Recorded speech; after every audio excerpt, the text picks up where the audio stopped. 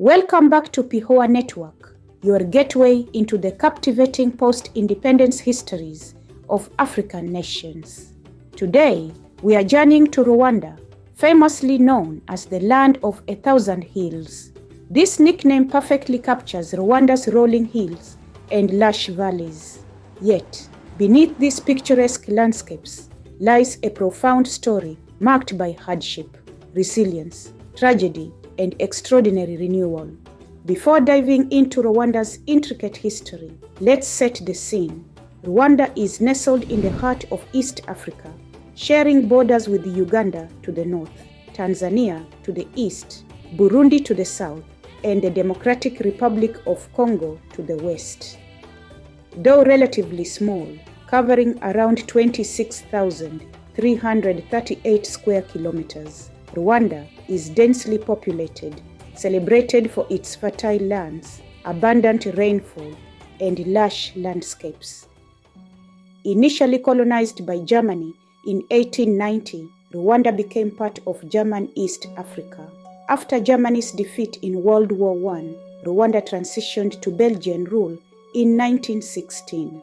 The Belgians intensified the existing ethnic divisions between the Hutu majority and Tutsi minority, institutionalizing these divisions with mandatory ethnic identification cards introduced in 1935.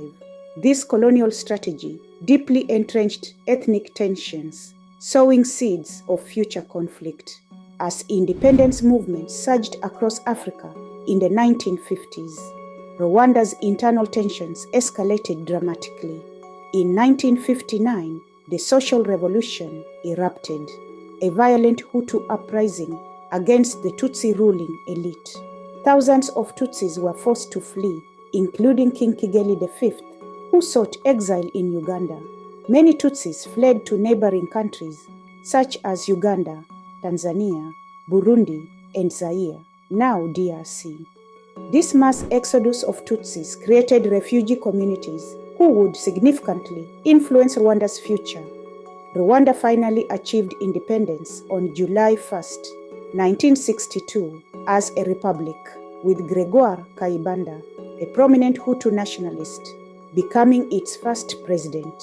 Upon independence, Rwanda was immediately confronted with severe social and political challenges. President Kayibanda's regime solidified Hutu dominance, systematically marginalizing Tutsis through discriminatory policies and ethnic quotas that limited their access to education, employment, and politics.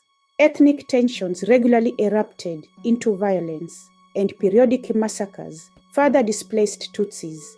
Kayibanda's authoritarian policies eventually led to his overthrow by General Juvenal Habyarimana in 1973. Habyarimana initially brought optimism, promising unity and stability, but quickly maintained ethnic divisions within a one-party state under his National Revolutionary Movement for Development, MRND.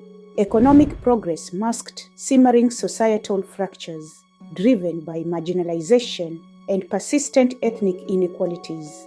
Decades of suppressed tensions erupted violently in October 1990 when the Rwandan Patriotic Front, RPF, formed mainly by Tutsi refugees in Uganda and led by Paul Kagame, invaded Rwanda. This ignited a devastating civil war characterized by intense battles, notably the fierce Battle of Ruhengeri in 1991 and heavy fighting around Byumba. After 3 exhausting years, hopes for peace briefly arose with the signing of the Arusha Accords in 1993, intending to establish a transitional power-sharing government. However, mutual distrust and political tensions soon undermined these peace efforts, leaving Rwanda precariously balanced on the edge of disaster. Tragedy struck decisively on April 6, 1994, when President Habyarimana's plane was shot down near Kigali airport, instantly killing him. This event triggered the Rwandan Genocide, one of history's most rapid and brutal atrocities. Hutu extremist militias, notably the Interahamwe, alongside sections of the military, systematically targeted and murdered approximately 800,000 Tutsis and moderate Hutus within just 100 days. The international community's delayed response attracted severe criticism. The United Nations peacekeepers stationed in Rwanda faced severe constraints and could only watch helplessly as the horrors unfolded. More than 2 million Rwandans fled, primarily to refugee camps in neighboring Zaire, now DRC, Tanzania, Burundi, and Uganda, significantly impacting Rwanda's demographics and regional stability. By July 1994, the RPF, under Kagame's determined leadership, successfully captured Kigali, bringing an end to the genocide. Rwanda faced an immense challenge, rebuilding a shattered nation. A unity government was established with Pasteur Bizimungu as president and Paul Kagame as vice president and defense minister, though Kagame quickly emerged as Rwanda's effective leader. The post-genocide period saw innovative reconciliation initiatives, notably the establishment of Gacaca courts in 2002. These community-based tribunals facilitated direct confrontation between survivors and perpetrators, processing over 1 million cases and significantly aiding Rwanda's national healing process. Guided by Kagame's firm leadership, Rwanda rapidly transformed socio-economically. Massive investments poured into education, healthcare, infrastructure, and technological advancement. Economic liberalization policies, coupled with international investments, generated impressive growth, averaging around 8% annually between 2000 and 2020.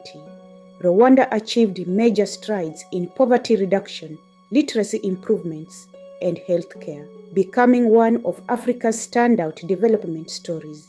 Since becoming president officially in 2003, Paul Kagame has significantly reshaped Rwanda. Internationally praised for bold economic reforms and efficient governance, Kagame's administration is also scrutinized for allegations of authoritarian rule, suppression of dissent, press limitations, and human rights concerns. Despite these criticisms, Kagame maintains strong domestic support for restoring stability, security, and prosperity. Rwanda's strategic diplomatic engagement has notably strengthened its international profile, joining the Commonwealth in 2009 and actively participating in the East African community. While Rwanda continues to progress rapidly, ongoing challenges persist, particularly regarding democratic freedoms and human rights. Security remains an ongoing concern due to regional instability, particularly conflicts in neighboring DRC. Rwanda remains proactive, advocating regional solutions and international cooperation to manage these persistent issues.